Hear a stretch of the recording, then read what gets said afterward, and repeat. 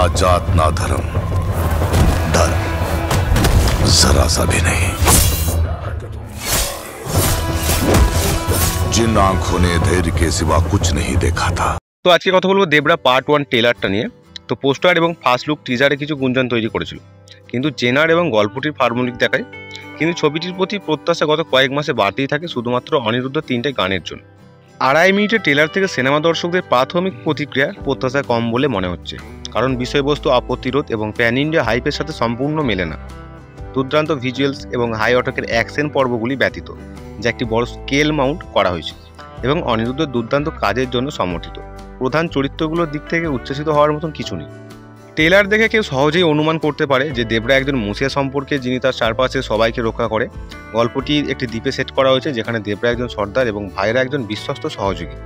কিন্তু কিছু খারাপ উদ্দেশ্য কিছু খারাপ বিরোধের দিকে নিয়ে যায় এবং গল্পটি নাটকীয় মোড় নেয়।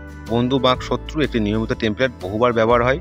এনটিআরের সাথে একটি দৈত্য ভূমিকায় একটি নিয়মিত প্রতিশোধমূলক নাটকের মতো দেখায়।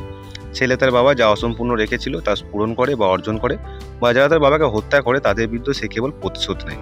যদিও পিতাকে শক্তিশালী এবং নির্ভীক হিসাবে চরিত্র করা হয়েছে, পুত্রকে প্রাথমিকভাবে একজন নির্দোষ এবং ভীরু ব্যক্তি হিসাবে উপস্থান করা হবে, যিনি পরে তার পিতার মতনই একজন ত্রাণকর্তাতে পরিণত হবে।